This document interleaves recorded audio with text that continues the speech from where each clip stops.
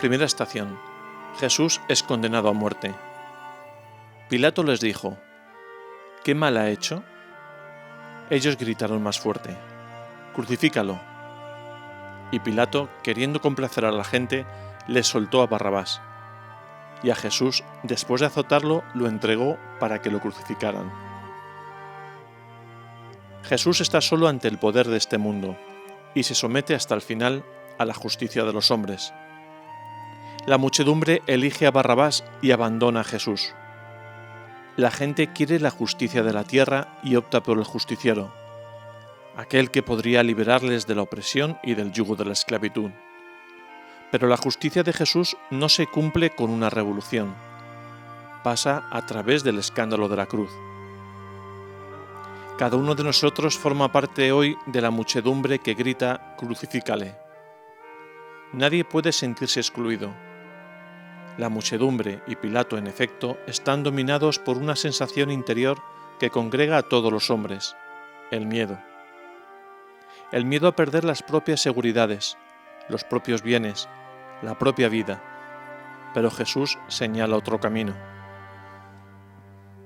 El informe 2016 de Amnistía Internacional sobre la pena de muerte resalta el alarmante aumento de las ejecuciones.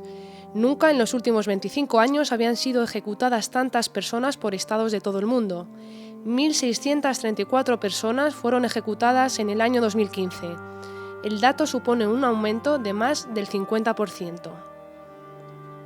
Señor Jesús, condenado por el miedo de los hombres, líbranos del temor de tu juicio. Haz que el grito de nuestras angustias no nos impida sentir la dulce fuerza de tu invitación. No tengáis miedo. Segunda estación. Jesús con la cruz a cuestas. Terminada la burla, le quitaron la púrpura y le pusieron su ropa, y lo sacaron para crucificarlo. El miedo ha emitido la sentencia, pero no puede desvelarse y se esconde detrás de las actitudes del mundo: escarnio, humillación, violencia, burla. Esta es la condición de todo el que se pone a seguir a Cristo. El cristiano no busca el aplauso del mundo o la aprobación de la calle. El cristiano no adula y no dice mentiras para conquistar el poder. El cristiano acepta el escarnio y la humillación a causa del amor y de la verdad. Demasiado menudo buscamos la verdad a bajo precio, que se acomode a nuestra vida, que responda a nuestras inseguridades o incluso satisfaga nuestros intereses más bajos. De este modo, terminamos conformándonos con verdades parciales o aparentes, dejándonos engañar por profetas de desventura que anuncian siempre lo peor, o por hábiles flautistas que anestesian nuestro corazón con músicas sugerentes que nos alejan del amor de Cristo. Cerca de 215 millones de cristianos son perseguidos por su fe. De los 6 países cuyo índice de persecución ha crecido más el año pasado, 5 de ellos se encuentran en el sur y suroeste de Asia: India, Bangladesh, Laos, Bután y Vietnam. Señor Jesús, concédenos contemplarte en la teofanía de la cruz, el punto más alto de tu revelación, y de reconocer también en el esplendor misterioso de tu rostro los rasgos de nuestro rostro. Tercera estación. Jesús cae por primera vez. Él soportó nuestros sufrimientos y aguantó nuestros dolores. Nosotros lo estimamos leproso, herido de Dios y humillado. Maltratado voluntariamente, se humillaba y no abría la boca. Como cordero llevado al matadero, como oveja ante el esquilador, enmudecía y no abría la boca.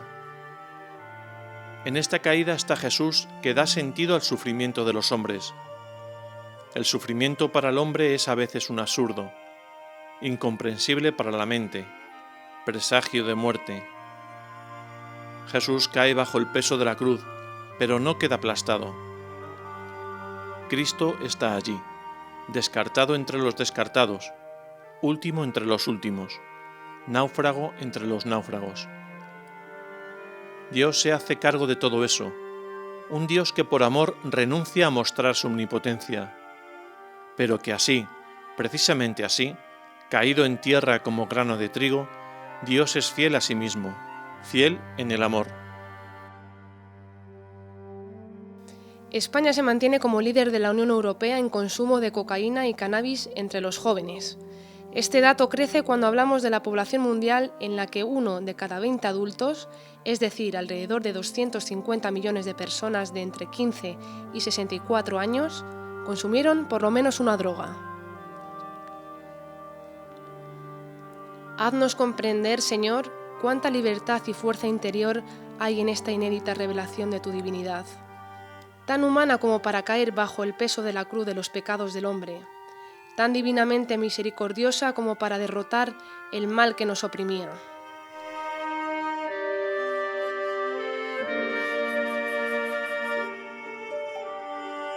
Cuarta estación.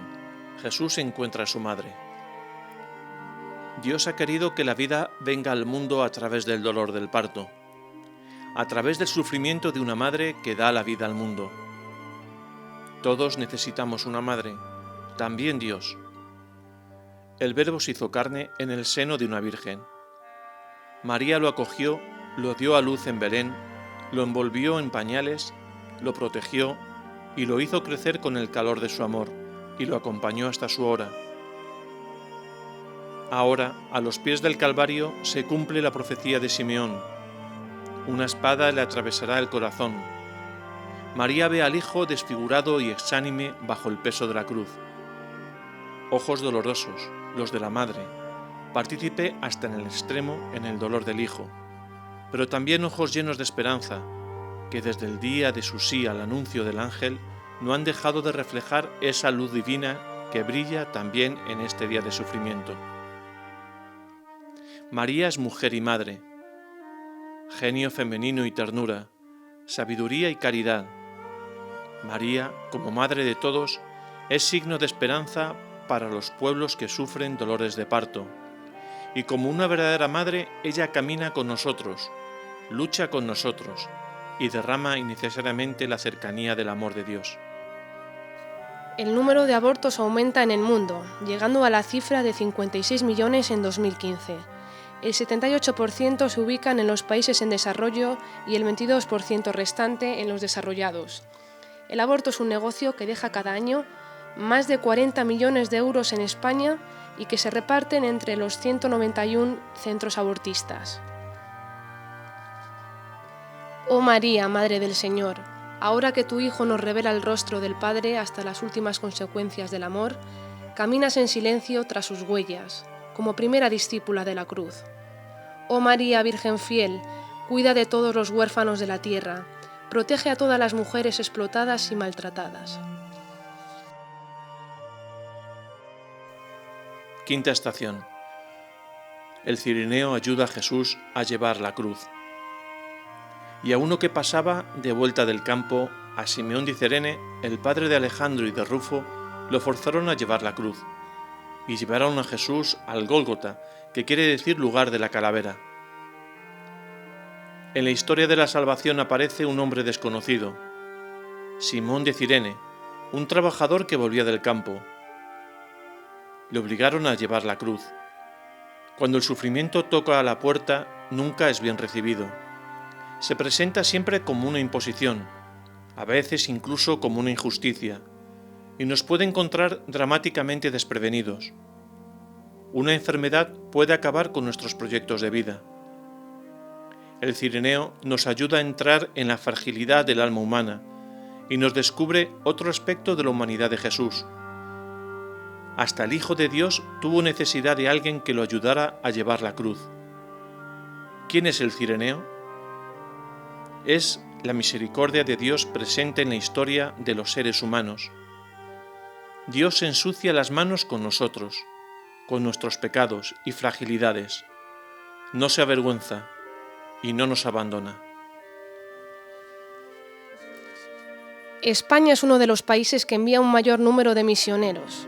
En concreto, España envió 13.000 misioneros a 140 países en los últimos años. La labor de los misioneros en los países empobrecidos es fundamental como servicio a la sociedad que demanda una mayor justicia social.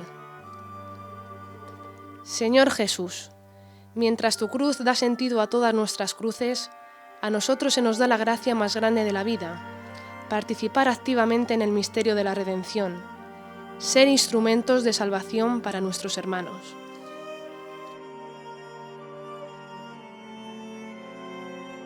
Sexta estación. La Verónica enjuga el rostro de Jesús. Entre la agitada multitud que contempla la subida de Jesús al Calvario, aparece Verónica, una mujer sin rostro, sin historia, y sin embargo una mujer valiente, dispuesta a escuchar al Espíritu y seguir sus inspiraciones, capaz de reconocer la gloria del Hijo de Dios en el rostro desfigurado de Jesús y percibir su invitación. Vosotros, los que pasáis por el camino, mirad y ved si hay dolor como el dolor que me atormenta. El amor que encarna esta mujer nos deja sin palabras. El amor le da fuerzas para desafiar a los guardias, para atravesar la multitud y para acercarse al Señor y realizar un gesto de compasión y de fe, detener el flujo de sangre de las heridas, enjugar las lágrimas del dolor, contemplar aquel rostro desfigurado detrás del cual se esconde el rostro de Dios. Instintivamente huimos del sufrimiento, porque el sufrimiento nos repugna. ¿Cuántas veces, cuando nos hemos encontrado con tantos rostros desfigurados por las aflicciones de la vida, miramos hacia otro lado? ¿Cómo no ver el rostro del Señor en los millones de prófugos, de refugiados y desplazados que huyen desesperados del horror de la guerra, de las persecuciones y de las dictaduras? Para cada uno de ellos, con su rostro irrepetible, Dios se manifiesta siempre como un valiente rescatador, como Verónica, la mujer sin rostro, que enjugó amorosamente el rostro de Jesús. En Sudán del Sur hay cerca de 100.000 personas en situación de hambruna y 1 millón a un paso de ella, con la particularidad de que todos ellos están azotados por conflictos armados y el acceso humanitario es complicado por la falta de seguridad. Señor Jesús, haz que sepa enjugar las lágrimas y la sangre de los vencidos de toda época, de los que la sociedad rica y despreocupada descarta sin escrúpulo. Haz que detrás de cada rostro, también el del hombre más abandonado, sepa descubrir tu rostro de belleza infinita.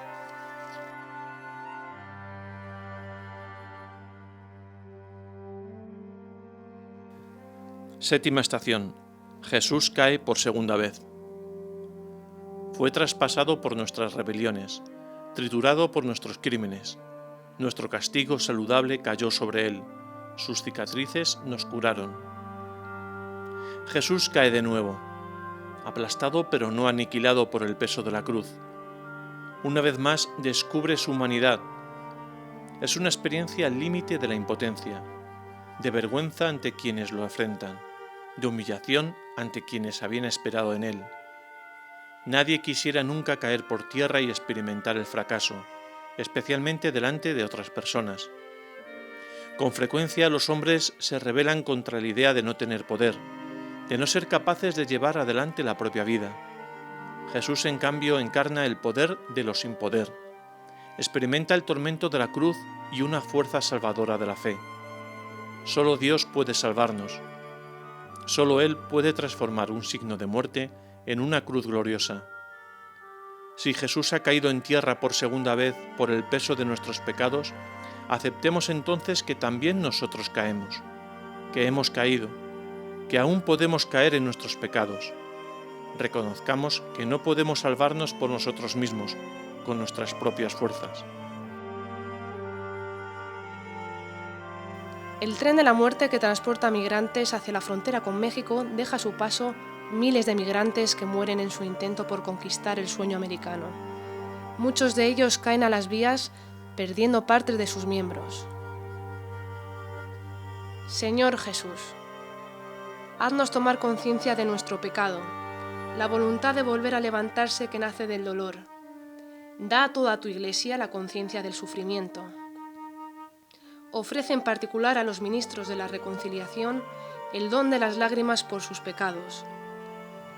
¿Cómo podrán invocar sobre los demás y sobre sí mismos tu misericordia si no saben primero llorar sus propias culpas?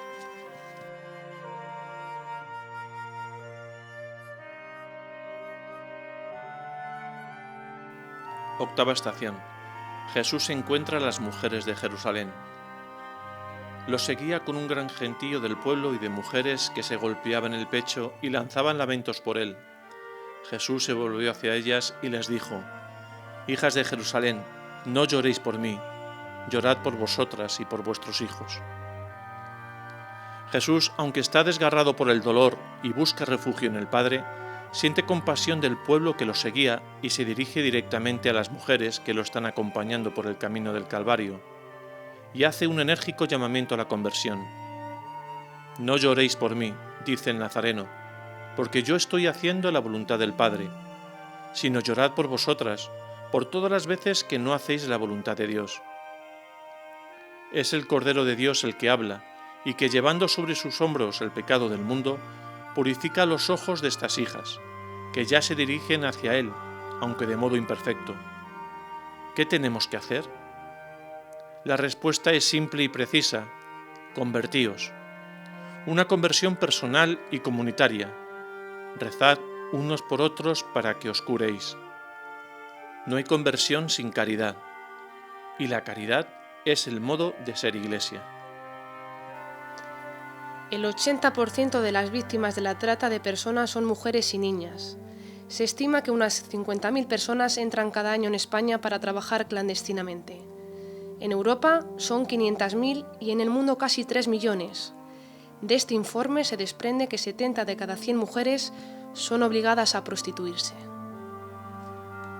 Señor Jesús, que tu gracia sostenga nuestro camino de conversión para regresar a ti, en comunión con nuestros hermanos, por quienes te pedimos nos des tus mismas entrañas de misericordia, entrañas maternas que nos hagan capaces de sentir unos por otros ternura y compasión, y de llegar a entregarnos por la salvación del prójimo.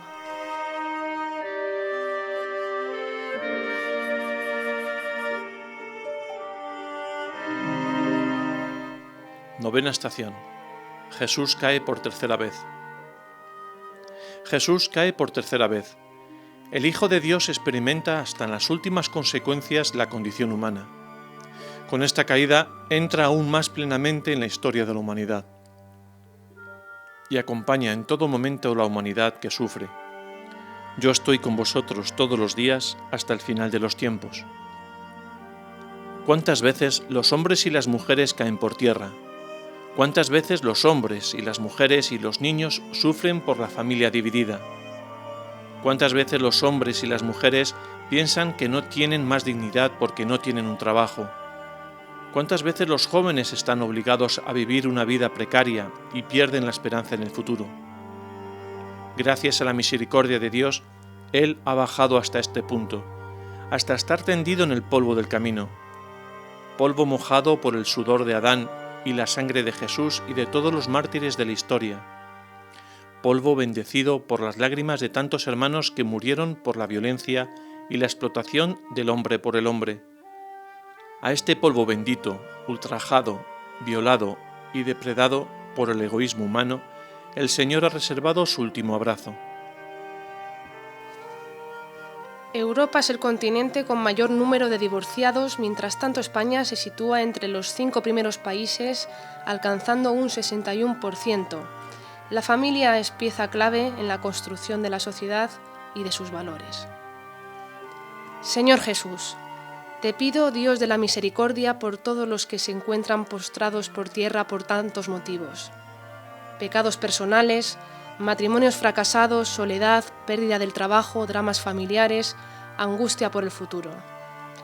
Hazles sentir que tú no estás lejos de cada uno de ellos, porque el más próximo a ti, que eres la misericordia encarnada, es el hombre que más siente la necesidad del perdón y sigue esperando contra toda esperanza.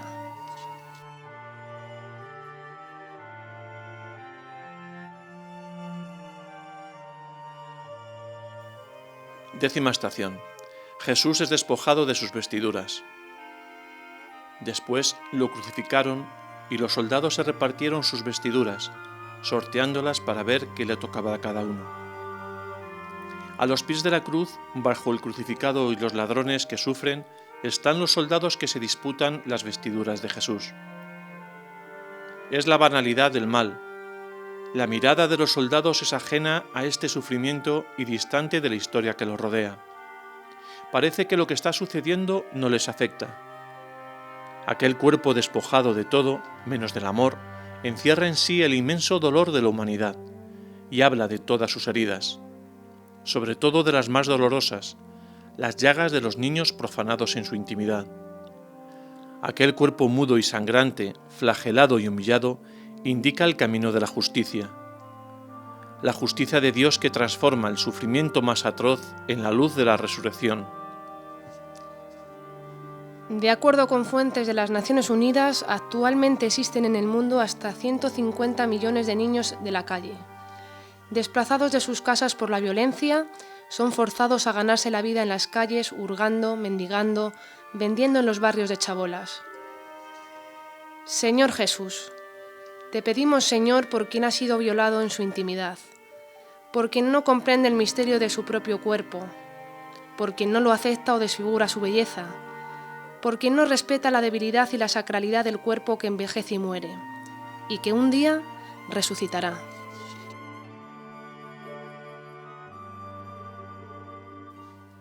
Undécima estación.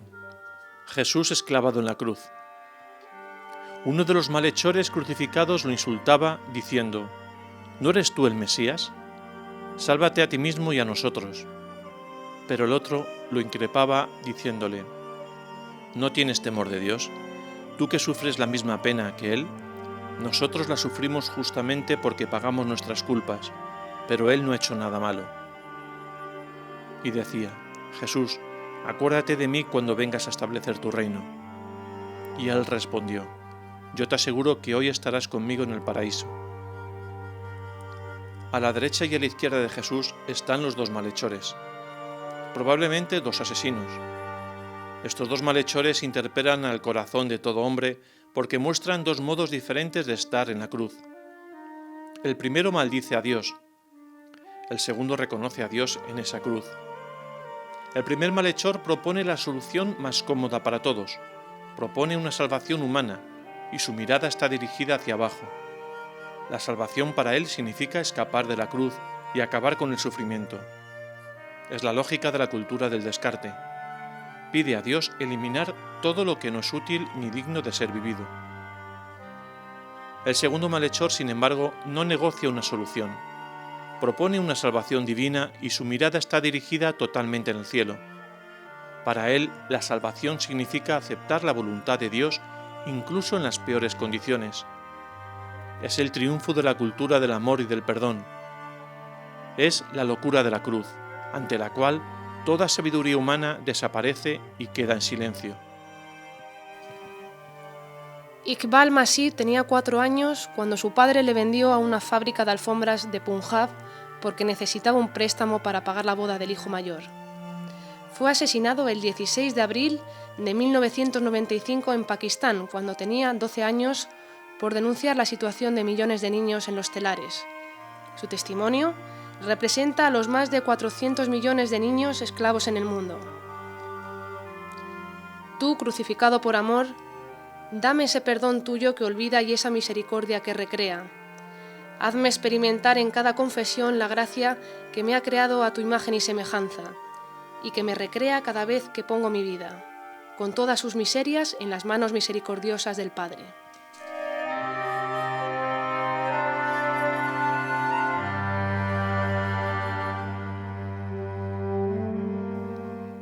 Duodécima estación.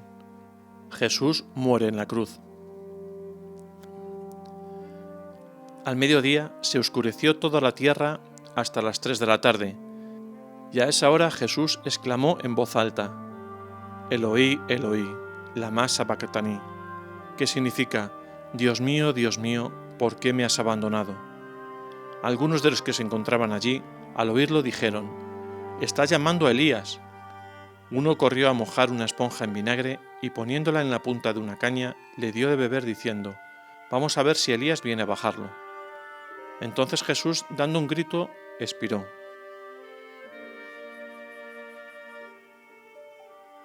El velo del templo se rasgó en dos de arriba abajo. Al verlo expirar así, el centurión que estaba frente a él exclamó: verdaderamente este hombre era hijo de Dios. Oscuridad a mediodía. Está ocurriendo algo totalmente inaudito e imprevisto sobre la tierra, pero que no pertenece solo a la tierra. El hombre mata a Dios. El Hijo de Dios ha sido crucificado como un malhechor. El grito de Jesús es el grito de todo crucificado en la historia, del abandonado y del humillado, del mártir y del profeta, del calumniado y del condenado injustamente, de quien sufre el exilio o la cárcel. Es el grito de la desesperación humana que desemboca, sin embargo, en la victoria de la fe que transforma la muerte en vida eterna. Jesús muere en la cruz. ¿Es la muerte de Dios? No, es la celebración más sublime del testimonio de la fe. El siglo XX ha sido definido como el siglo de los mártires. Ejemplos como los de Maximiliano Kolbe o de Edith Stein reflejan una luz inmensa, pero todavía hoy el cuerpo de Cristo está crucificado en muchas regiones de la tierra. Los mártires del siglo XXI son los verdaderos apóstoles del mundo contemporáneo. En la gran oscuridad se enciende la fe. Verdaderamente este hombre era hijo de Dios, porque quien muere así, transformando en esperanza de vida la desesperación de la muerte, no puede ser simplemente un hombre. 140.000 ancianos quedan abandonados en Madrid cada verano. Miles de ancianos se quedan en sus casas abandonados sin ningún familiar o amigo cercano que les pueda atender en sus necesidades básicas. El crucificado es la ofrenda total. No se ha reservado nada, ni un retazo de su vestidura, ni una gota de su sangre, ni la madre. Despojado, desnudo, consumido por las llagas, por la sed del abandono, por los improperios, no tiene ya figura de hombre. Dar todo, eso es la caridad. Donde termina lo mío, comienza el paraíso.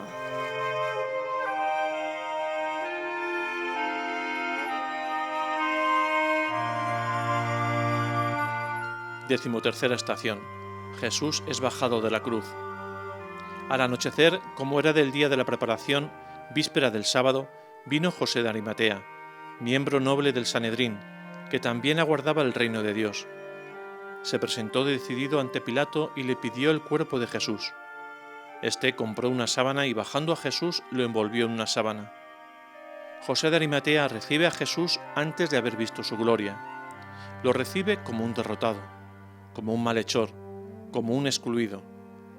Pide el cuerpo a Pilato para impedir que sea arrojado en una fosa común. El silencio, la sencillez y la sobriedad con la que José se acerca al cuerpo de Jesús contrasta con la ostentación, la banalización y la fastuosidad de los funerales de los poderosos de este mundo. Su testimonio nos recuerda, en cambio, a todos aquellos cristianos que también en nuestros días siguen arriesgando su propia vida por un funeral. ¿Quién podía recibir el cuerpo sin vida de Jesús más que aquella que le había dado la vida? Podemos imaginar los sentimientos de María cuando lo recibe en sus brazos. Ella, que creyó en las palabras del ángel y guardaba todo en su corazón. María, mientras abraza a su hijo exánime, repite de nuevo su fiat. Es el drama y la prueba de la fe. Ninguna criatura lo ha sufrido tanto como María, la madre que al pie de la cruz nos ha engendrado a la fe. Siria cumple 6 años de guerra y debido a esta tragedia humana han tenido que huir 6,5 millones de personas. La guerra civil en Siria ha dejado entre 300.000 y 400.000 muertos desde su comienzo en marzo del 2011, según cifras de Naciones Unidas.